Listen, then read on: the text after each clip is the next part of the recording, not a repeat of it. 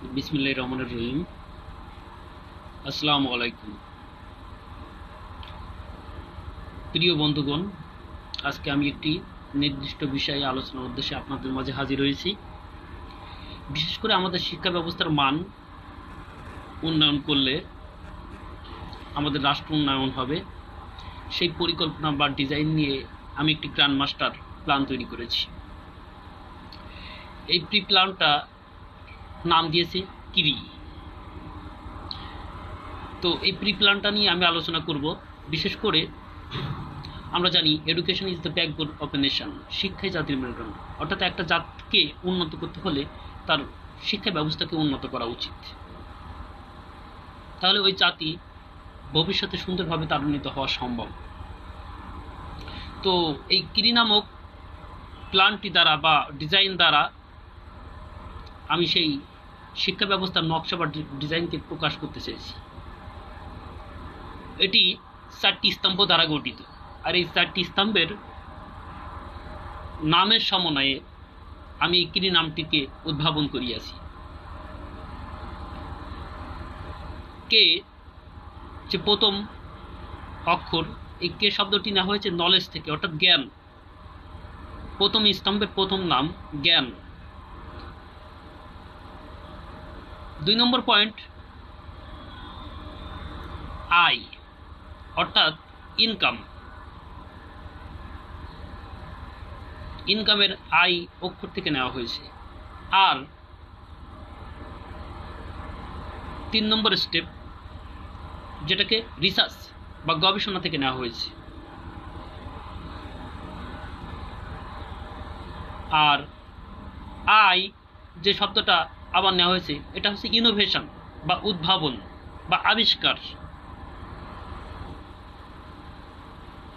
সেই জায়গা থেকে নিয়ে আমি এই কিরি শব্দটা কি গঠন করেছি এবং তদা অনুযায়ী এই ডিজাইন বা নকশার নামটি কিরি দিয়েছি। আপনারা আমার আলোচনাগুলোকে খুব মনোযোগ সহকারে শুনবেন, কিভাবে একটি রাষ্ট্রের শিক্ষা ব্যবস্থাকে উন্নত করা যায়। বিশেষ করে আমাদের বর্তমান যে পরিবেশ বা পরিস্থিতি, আমাদের আয়ুকাল খুবই সীমিত।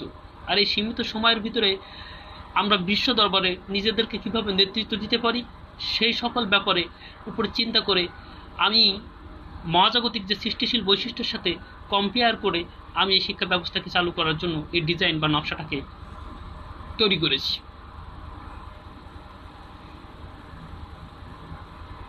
এই সীমিত সময়ে আমরা একই সাথে নিজেকে মুক্তি করতে পারবো, নিজের জ্ঞানকে অন্বেষণ করতে পারবো, পাশাপাশি আমরা অর্থনৈতিক মুক্তি লাভ করতে পারবো এবং আমরা দেশ বা রাষ্ট্রকে গবেষণার ভিত্তিতে নতুন কোনো প্রযুক্তিকে বা বিজ্ঞানকে বা উদ্ভাবনকে আমরা দিয়ে আমার দেশকে উন্নতর দিকে ত্বরান্বিত করতে পারবো।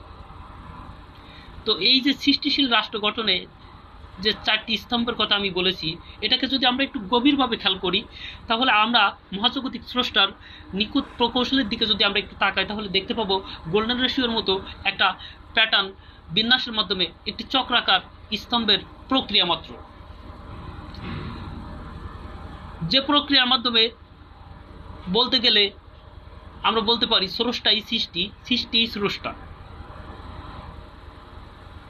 এখানে সেই 4টি স্তম্ভের বর্ণনা আমি একটু উল্লেখ করতে চাই। এখানে আমি বলেছি স্রষ্টাই সৃষ্টি, সৃষ্টি স্রষ্টা, অর্থাৎ স্রষ্টাকে 1 নম্বর পয়েন্ট, পরে আবারও সৃষ্টি, তারপরে আবারও সৃষ্টি, তারপরে স্রষ্টা। অর্থাৎ একটা চক্রাকার একটি গোলাকার একটা সার্কেল কল্পনা করতে পারেন, যে সার্কেলের মাধ্যমে একই জিনিস বারবার একটা ইনোভেশন প্রক্রিয়ার মাধ্যমে চলতে থাকবে। রিসাইকেলিং একটা প্রক্রিয়াও আপনারা ধরতে পারেন। এই প্রক্রিয়ার মাধ্যমে যদি আমরা একটা রাষ্ট্রের শিক্ষা ব্যবস্থাকে গঠন করতে পারি, তাহলে ওই রাষ্ট্র উন্নত হবে এবং বেকারত্বের পরিমাণ 0 টলারেন্সে চলে যাবে এবং আমাদের যে জনসমস্যা নিয়ে ভুগতেছি বা যে হতাশার কারণ, সেটাকে আমরা জনসম্পদে রূপান্তর করতে পারি। এক কথায় আমাদের বলা চলে সৃষ্টি ও স্রষ্টা এক অভিন্ন ধারায় প্রবাহিত। এই নীতির উপর ভিত্তি করে গড়ে উঠেছে এমন এক রাষ্ট্র ব্যবস্থা যেখানে প্রতিটি নাগরিক একই সময়ে জ্ঞান অর্জন, আয়, গবেষণা ও উদ্ভাবনের মাধ্যমে সক্রিয় থাকতে পারবে নিজেকে। আর এ সকল কিছুর ভারসাম্য রক্ষা করবে একটা গোল্ডেন রেশিওর আনুপাতিক হারে, যেটা হলো প্রকৃতি এবং মহাবিশ্বের সৌন্দর্য এবং সংগঠনের পরম মান। তো আমরা এই 4টা স্তম্ভের যে একক জীবনের চতুর্মুখী যে বিকাশটাকে আমরা ঘটাবো, সেই বিকাশটা নিয়ে আমরা একটু আলোচনা করব। 1 নম্বর পয়েন্ট হচ্ছে আমার জ্ঞান বা নলেজ, 1 নম্বর স্তম্ভ। এটাও আমাদেরকে আত্মশক্তির অন্বেষণ ঘটাবে। জ্ঞান থাকলে আমরা আত্মশক্তিকে অন্বেষণ করতে পারবো, খুঁজতে পারবো এবং বাস্তব জীবনের অনেক দক্ষতা আমরা বৃদ্ধি করতে পারবো, যার ফলস্বরূপ হিসেবে আমরা নিজেকে আত্মবিশ্বাসী এবং আলোচিত মস্তিষ্কের অধিকারী হতে পারবো। 2 নম্বর পয়েন্ট আমাদের আয়, অর্থাৎ নিজের যে সৃজনশীলতা অর্জন করেছি সেই সৃজনশীলতার মাধ্যমে আমরা অর্থ উপার্জন করতে সক্ষম হব, যার ফলে আমাদের যে বেকারত্ব নামক যে সমস্যা, সেখান থেকে ওই হতাশা থেকে আমরা অর্থনৈতিক মুক্তি চিরতরে পাব। 3 নম্বর পয়েন্ট হচ্ছে গবেষণা বা রিসার্চ, অর্থাৎ আমরা যে কোনো ব্যাপারে যে কোনো বিষয়ের উপরে আমরা গবেষণা করতে পারবো, অর্থাৎ গভীর চিন্তা জগতে আমরা প্রবেশ করতে পারবো, যার ফলে আমরা প্রকৃত সত্য রহস্যকে খুঁজে উদ্ঘাটন করতে পারবো, যার ফলে আমরা যে কোনো বিষয়ের সমস্যাকে খুব দ্রুত গতিতে সমাধানের দক্ষতা অর্জন করব।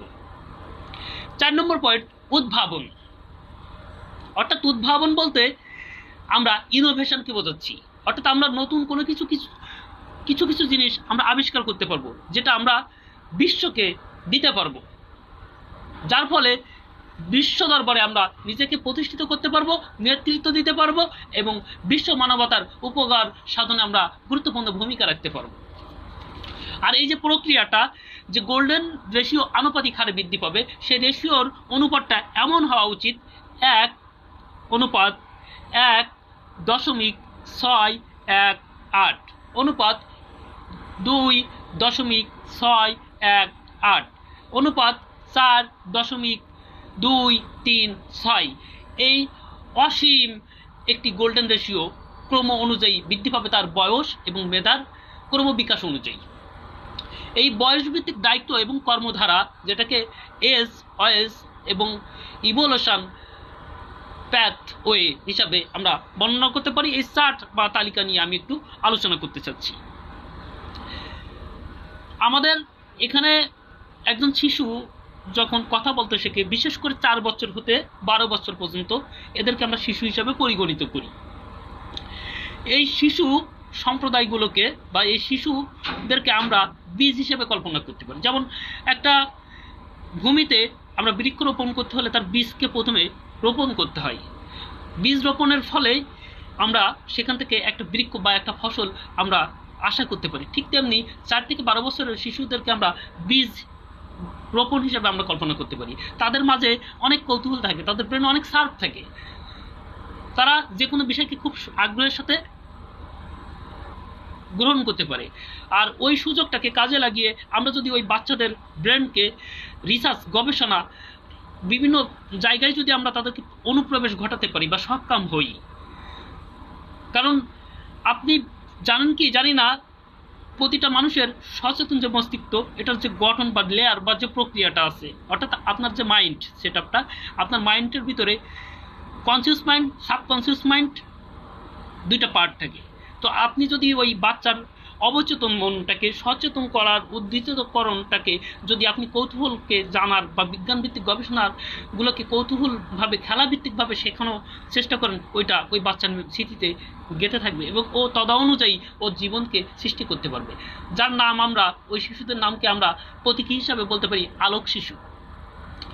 13 থেকে 18 পর্যন্ত এরা হচ্ছে ভূমির উপরে শিকড় গড়বে, অর্থাৎ একটা বৃক্ষ যখন বড় হয় আস্তে আস্তে, তখন তার ভূমির ভিতরে শিকড়কে প্রসারিত করে, সেটাকে আমরা শিকড় গড়া বলতে পারি। তাই এই যে 13 থেকে 18 বছরের এই কিশোরদের আমরা শিকড় গড়া বলতে পারি। এদের দক্ষতাকে আমরা আরো প্রবৃদ্ধি করব এবং ক্ষুদ্র আয় করতে শিখবে এবং ছোট ছোট প্রজেক্ট, অর্থাৎ মিনি প্রজেক্ট তৈরি করতে পারবে।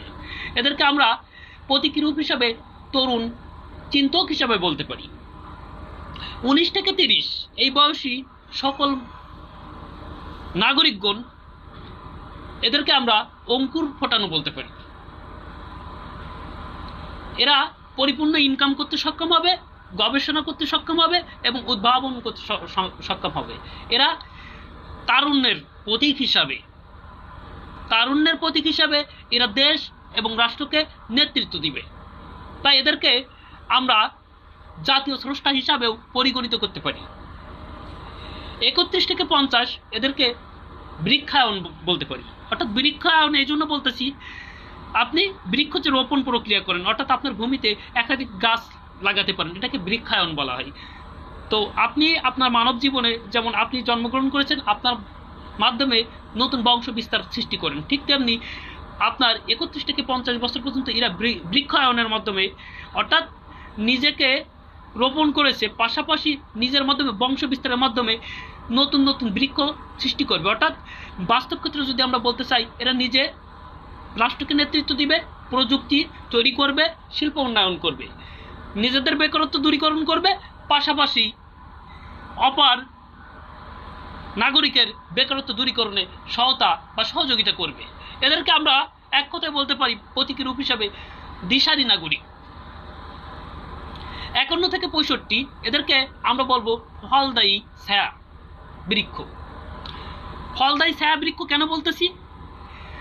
এরা তার নাগরিকত্ব জীবনে এবং তার জীবনের প্রত্যেকটা ধাপ অতিক্রম করার সময় যে অভিজ্ঞতা, জ্ঞান, প্রযুক্তি বিষয়ক যে সকল জ্ঞান সমৃদ্ধতা অর্জন, ধনভাণ্ডার অর্জন করেছে, ওই জ্ঞানগুলোকে তার অবসর সময় কাজে লাগিয়ে বৃক্ষ মানে সে নিজেও তো ফল দিচ্ছে, মানে নিজে ইনকাম করতেছে, পাশাপাশি গাইডার হিসাবে বা জ্ঞান বিতারক হিসাবে বা রাষ্ট্র নির্মাতা হিসাবে রাষ্ট্রে গুরুত্বপূর্ণ ভূমিকা রাখবে, যার ফলে নতুন নতুন কারণের প্রতীক সৃষ্টি করতে সক্ষম হবে। তাই একই সাথে ফলও দিচ্ছে, আবার ছায়াও দিচ্ছে মাথার উপরে। এটাকে এই জন্য আমরা এদেরকে বলতেছি ফলদায়ী ছায়া বৃক্ষ। আর এই বৃক্ষদেরকে আমরা প্রতীকী রূপ হিসাবে, দার্শনিক অভিভাবক হিসাবে আমরা কল্পনা করতে পারি। একটি রাষ্ট্রের করণীয়, একটি রাষ্ট্র তার কোন নীতিতে প্রণয়ন করলে আমরা এই যে স্বপ্ন বা বাসনাগুলো, এই কল্পনাগুলোকে বাস্তবে রূপ দিতে পারবো, সেই সকল বিষয়ের উপরে আমি আলোচনা করব, যেটাকে আমরা নীতি প্রণয়ন বলতে পারতেছি।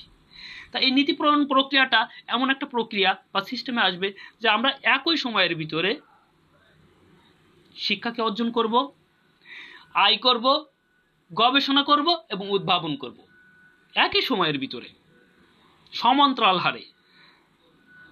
এক কথায় বলতে গেলে জ্যামিতিক প্যাটার্নে যদি আমরা বলি, তাহলে সমান্তরাল হারে আমরা শিক্ষা অর্জন করব, সাথে সাথে আমরা আয় করব, গবেষণা করব এবং উদ্ভাবন করব, একই নির্দিষ্ট সমান্তরালে। আর এই সমীকরণকে নতুন শিক্ষানীতি বা কর্মপদ্ধতি ভিত্তিপ্রস্তর হিসেবে আমাদেরকে রাষ্ট্রে প্রতিষ্ঠিত করা এখন তো জরুরি, যার ফলে আমরা সীমিত সময়ের ভিতরে রাষ্ট্রকে সুন্দর একটা রাষ্ট্রে রূপান্তর করতে সক্ষম হব এবং জিপিইউ অর্থাৎ জিরো আনএমপ্লয়মেন্ট পলিসি আমরা তৈরি করতে পারবো, অর্থাৎ বেকারত্ব শূন্য করার সাংবিধানিক অঙ্গীকার অর্জন করতে সক্ষম হব।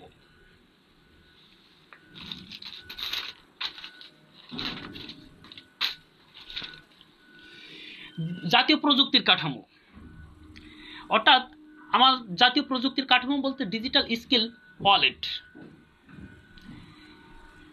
ডিজিটাল প্রক্রিয়ায় জ্ঞান সংরক্ষণের একটা প্ল্যাটফর্ম বা সংরক্ষণাগার হিসেবে আমরা কল্পনা করতে পারি, যেখানে প্রতিটি নাগরিকের স্কিল এবং আয় ট্র্যাকিং প্ল্যাটফর্ম সৃষ্টি করতে হবে।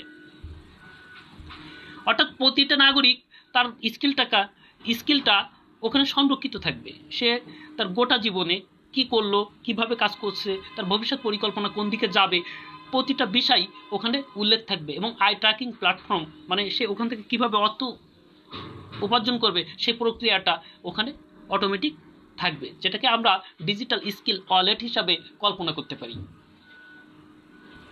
এবং সেটাকে বাস্তবে রূপ দিতে পারি। 2 নম্বর point, national wide AI course. অর্থাৎ এই কোর্সের মাধ্যমে আমরা বয়স এবং আগ্রহ অনুযায়ী দিক নির্দেশনা দিতে থাকবে। অটোমেটিক দিক নির্দেশনা দিতে থাকবে, যার ফলে একটা নাগরিক ভুল বা ভ্রান্তির দিকে যাতে অগ্রসর না হয়, সঠিক পথ যেন তারা খুঁজে পায়।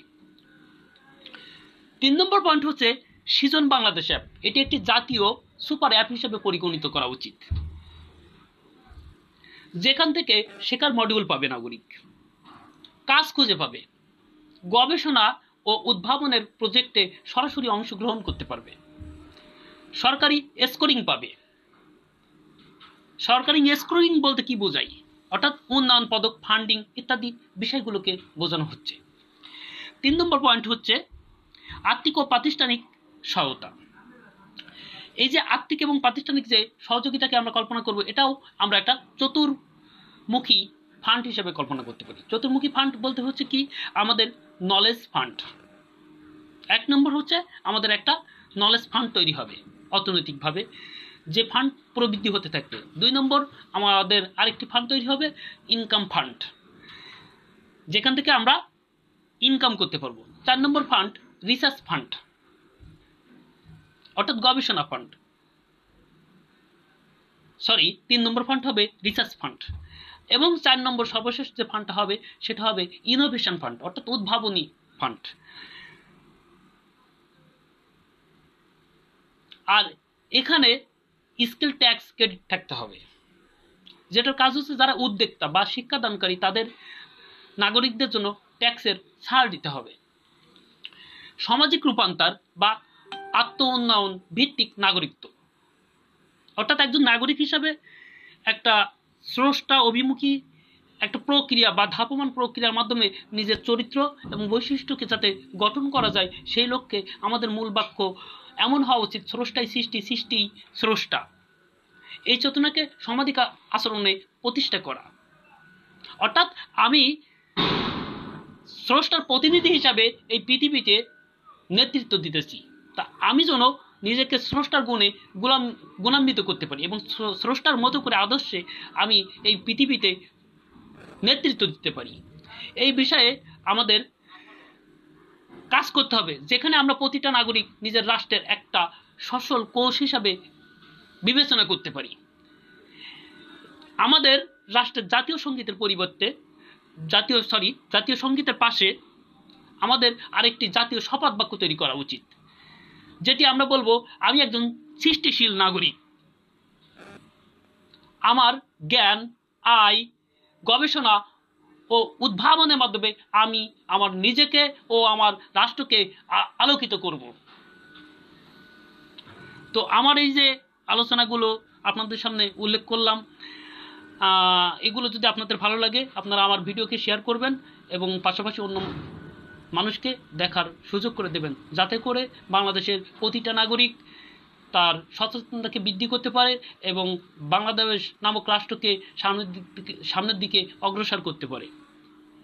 এই দৃঢ় প্রত্যয় রেখে আমি আমার আলোচনাকে শেষ করছি। খোদা হাফেজ। আসসালামু আলাইকুম।